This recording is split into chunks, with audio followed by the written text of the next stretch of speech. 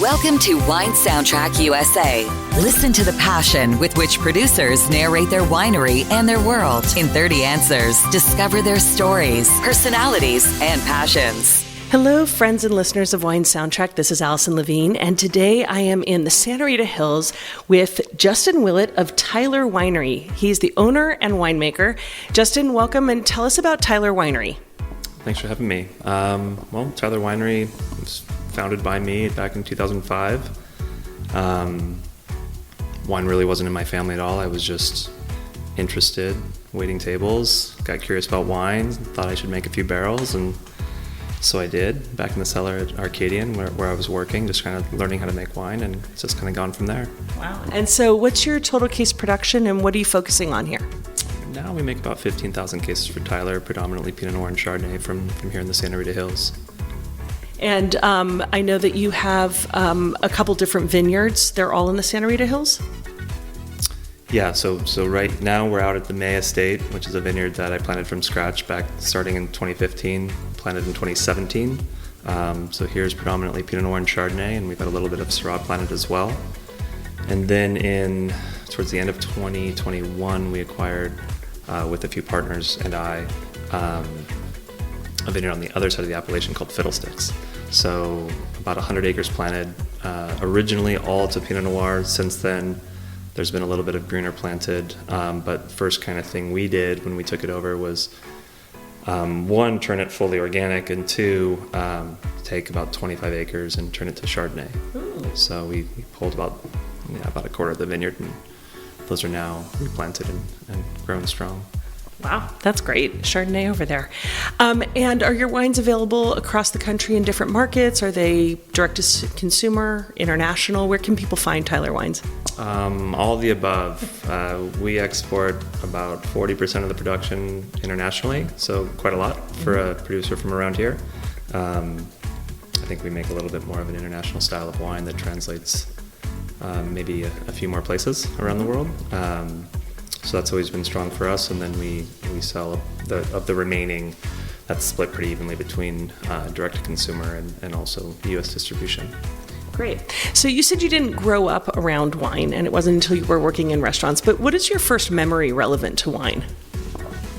My mom, we drinking White Zinfandel. But even that, my mom didn't really drink wine, so it was just like, kind of, that's why I remember it, because it was just like, what is that pink stuff in her glass over there, like in that silly shaped water glass? Like, I don't know what that is. So that's really the only memory I have as a kid of being around wine. It wasn't until waiting tables in college that I really kind of got interested, having to take a little wine seminar to learn the very, very basics of wine.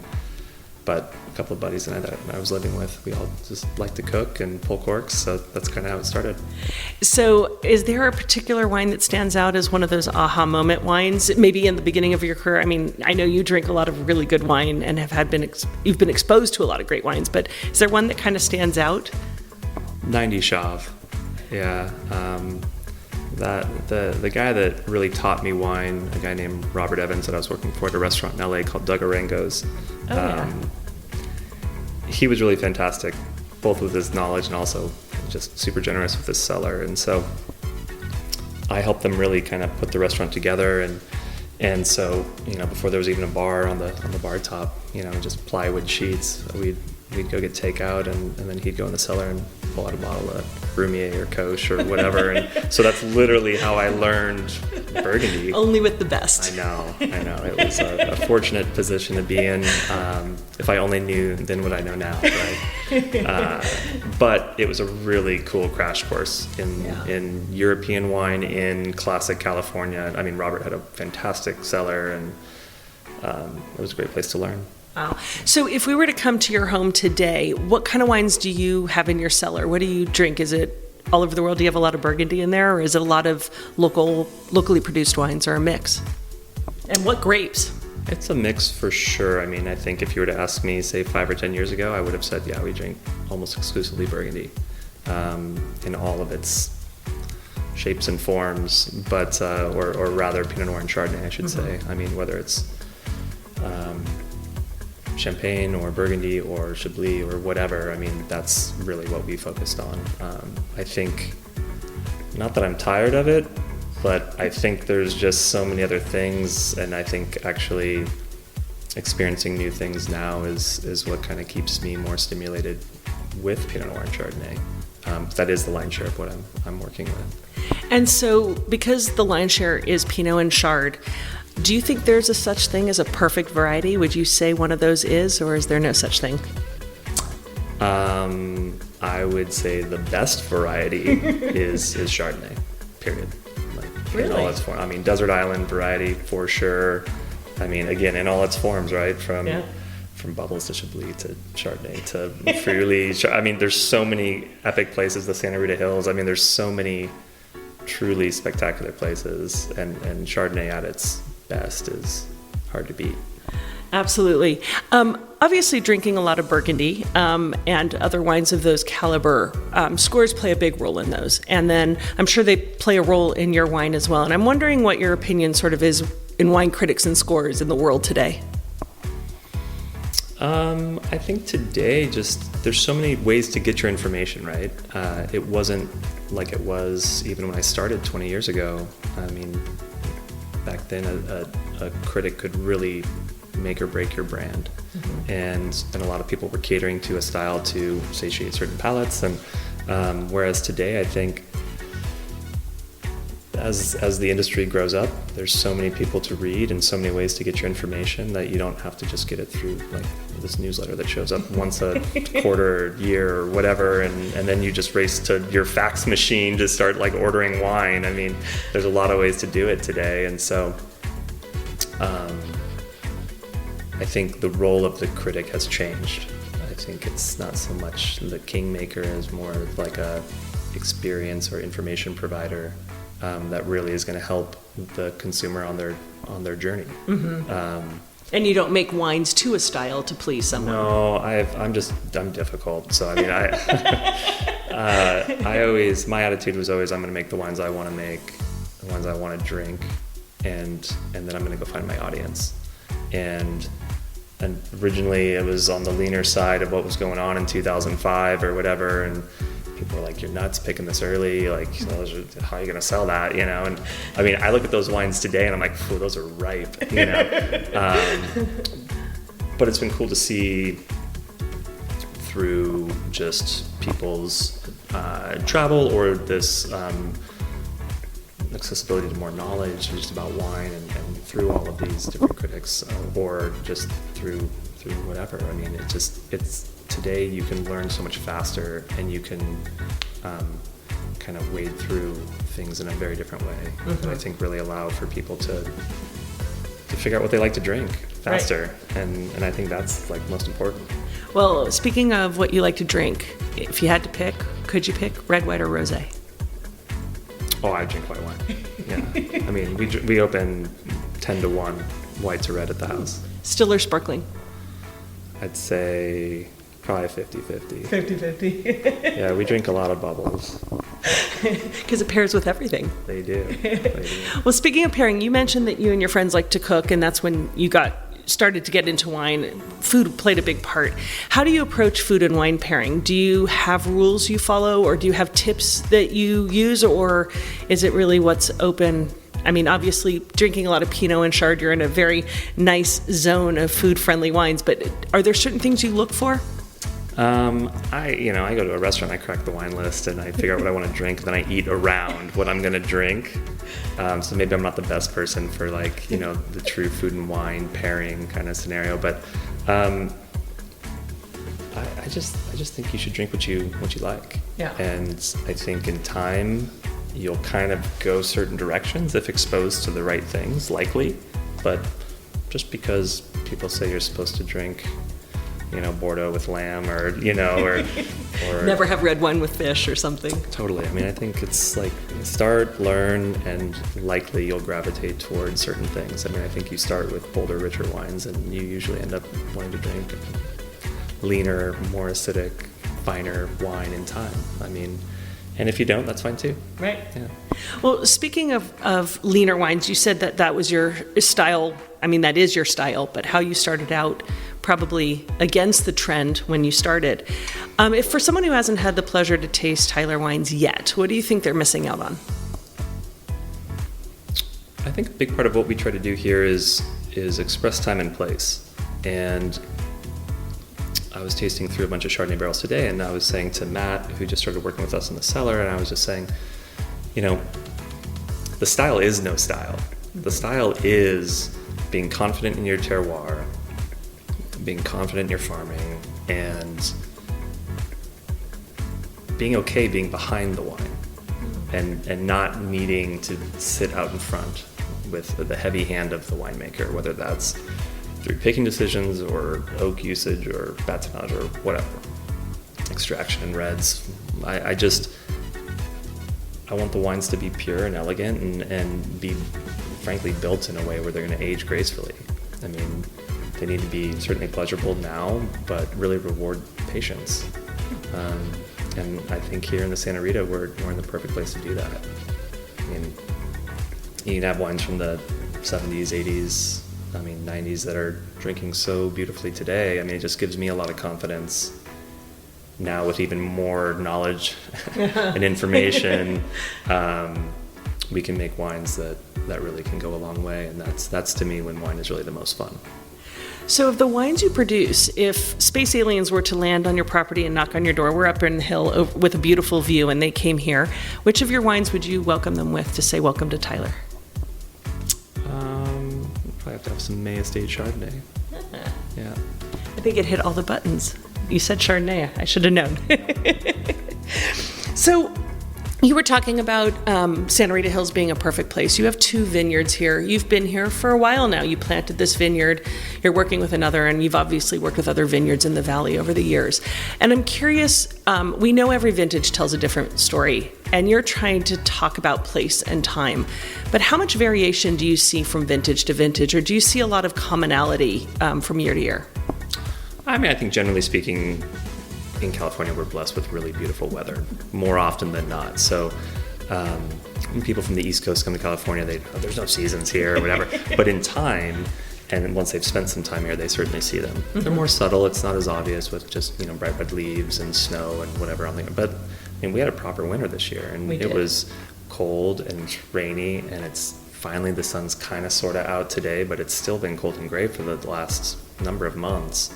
We're 2-3 weeks behind, and I mean, there's certainly seasonality and vintage variation here, and I think that's one of the things that's really interesting about this. But I think, if maybe historically in Burgundy you had 2 really fantastic vintages in every 10 years, and then you'd had a lot of pretty good, and then there'd be a few like a void, I mean, we don't really have those couple of voids, and I'd say we have more like half you'd really get excited about, and then another half that are like good, and maybe once in a while that's hard. Right. But even those hard ones, there's still nice wines to be made.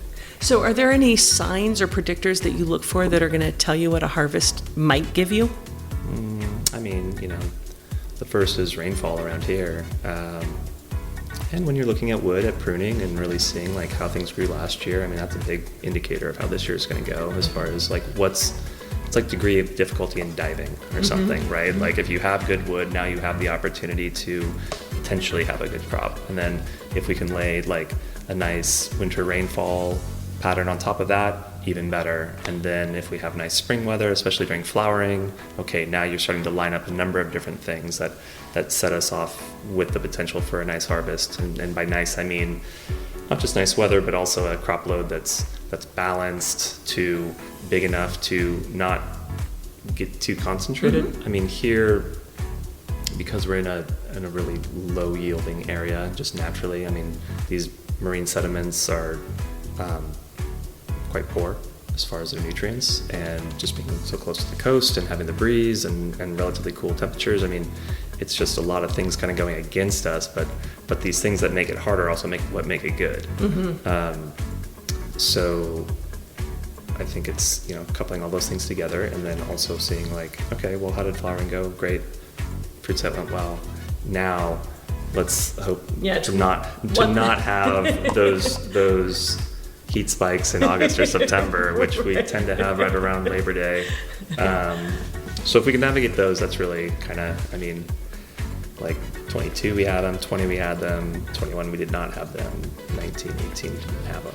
You know, those are really lovely vintages. So, and even 2022, I mean, it's funny because like the weather at harvest is really what kind of like singes into you, you know, in a way, and both vintages were really quite challenging, navigating the different kind of climactic events that happened. Wines are great. Yeah. So yeah, really happy with them. So again, even in the hard ones, you can do some pretty good stuff here. And so, like with signs, you look at one thing, but it's step by step. It's not just, oh well, you know, we have good bud break. It's set for the year. Nope. No. This can be very humbling right to the very last minute.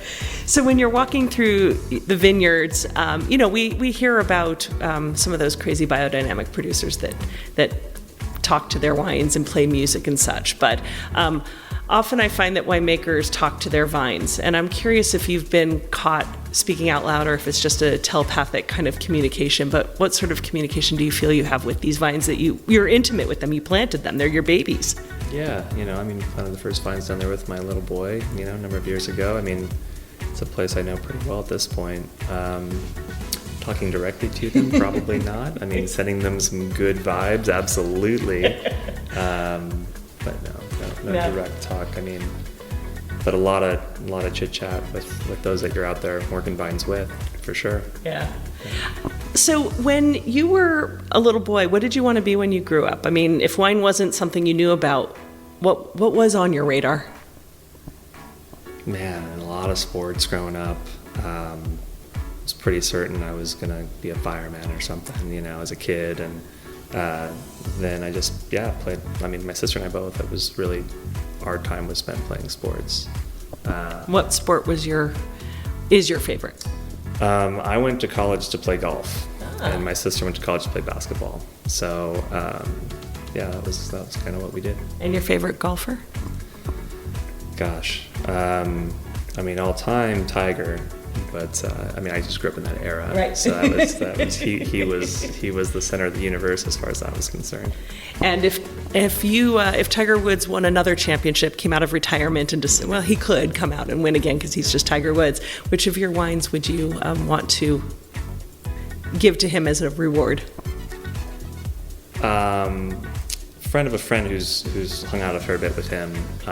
He likes to drink heavier reds, so I'd probably send him some Cabernet that I make, which is a very small amount of what I produce.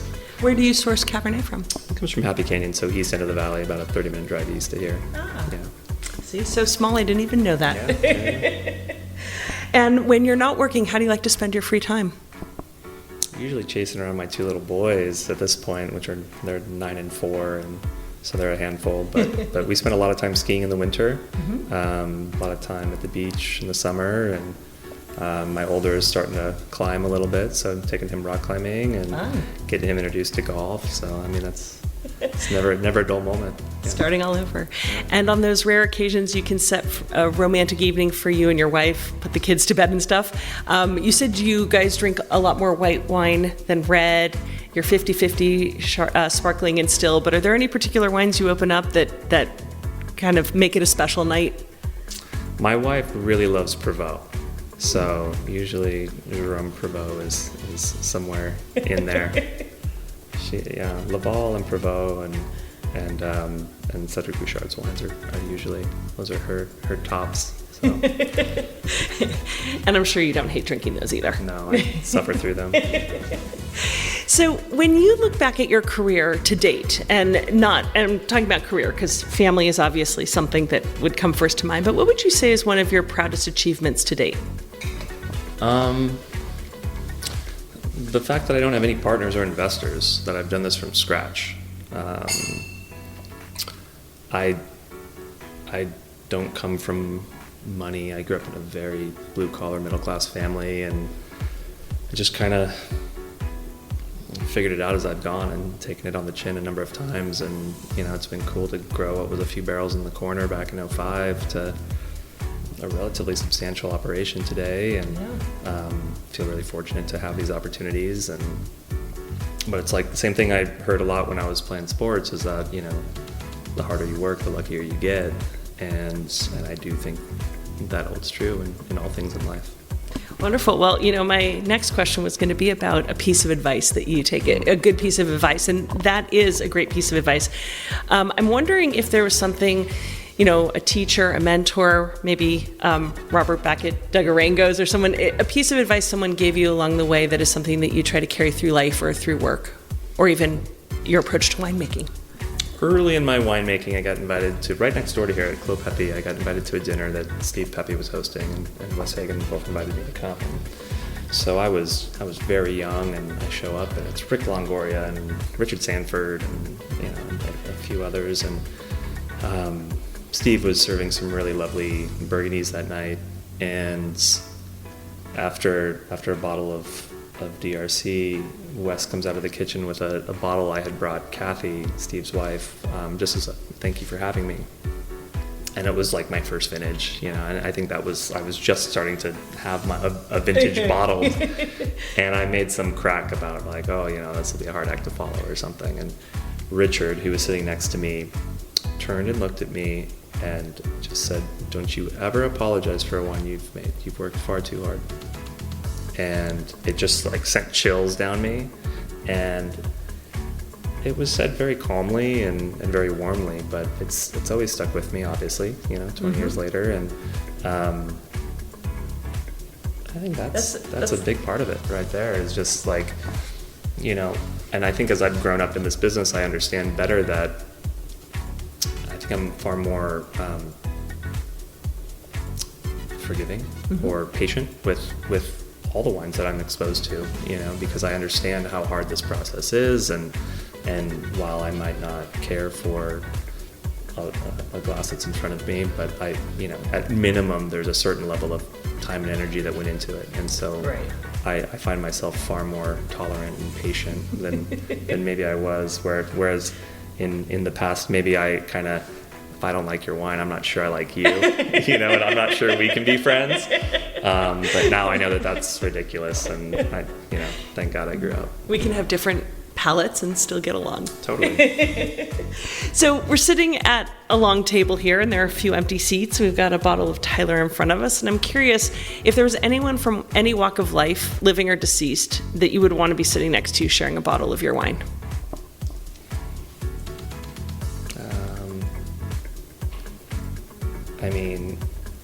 Sharing a bottle of my wine, I'd love to share a bottle of wine with Jaye.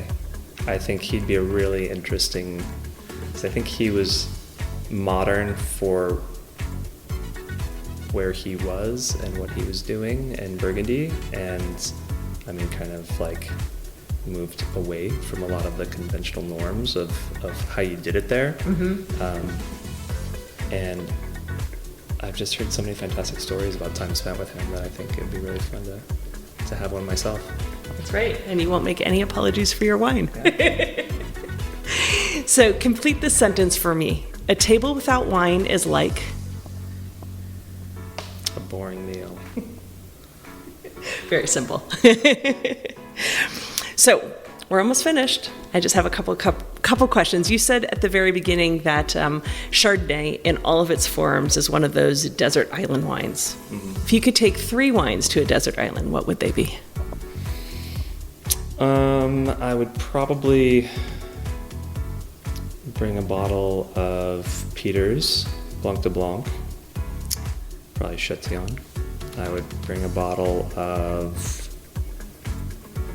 14 Ravenot Monte Tonnerre, and I'd probably bring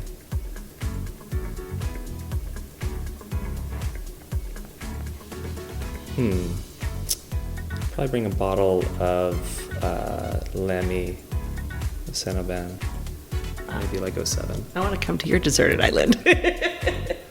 like textural wines, but also fresh. Yeah. Well, speaking of different wines and exploring different wines, is there one place or maybe a couple at the top of your bucket list that you want to go explore, wine region-wise? I went to Burgundy for the first time in 2008. I've probably been there 30 times, Wow. Yeah, easy. So it's been a real focus, for the last 15 years. I've probably gone, before COVID, 3 or 4 times a year. So that's how you learn, you just go try to, cozy up to those whom you admire and see what you can glean, right? But interestingly, kind of post-COVID, and as I was mentioning, like there's a lot of other things that I'm now interested in that kind of, I think, stimulate what I do here. This last year, we spent time in both Piedmont for the first time, and also I went to Porto, and then up through Galicia, through Ribeiro Sacra and Ribeiro, and Rio Spicius. And I mean, it was just a really eye-opening, fantastic experience to just try other things. I mean, next on the dock, I really want to go to the Dachau. Never been there. Other wine regions. I want to spend more time in the Loire. I'm embarrassed to say it, but I've never been, and I make a lot of Loire varietal wine, and so I drink a pile of it, and I've loved it forever, but I haven't been. So well, I think you might have to. You might have to stick that at the top of your bucket list. And for our listeners that are listening to you and hearing about this, how can they find you here in the Valley? What can they experience if they seek out Tyler Wines? You mean like tasting wise? How can they come visit you? Can they come visit you? They can. They can come here. They can book an appointment to come here to the May Estate. And, the team here will host you for a really lovely tasting here at the house. That's totally private, and I think that's really the most comfortable and pleasant way to experience Tyler. I would agree. It's far better than a cold barrel tasting in the cellar. I mean, you won't go for the. It's not for the faint. Yeah. Yeah, you won't go. Don't wear shorts. You won't go into a cellar. You'll if you make a private appointment here. It's a beautiful house. You have a view of the Santa Rita Hills. It's just gorgeous up here. You'll feel the wind blowing because that's what it's famous up here. It's the refrigerated sunshine. But there you go, Justin. Thank you for joining us today on the Wine Soundtrack. Yes, we're skipping the game with music and wine. But have a great day and cheers. Thanks for having me. Thanks. Cheers. Thanks for listening to a new episode of Wine Soundtrack USA. For details and updates, visit our website, winesoundtrack.com.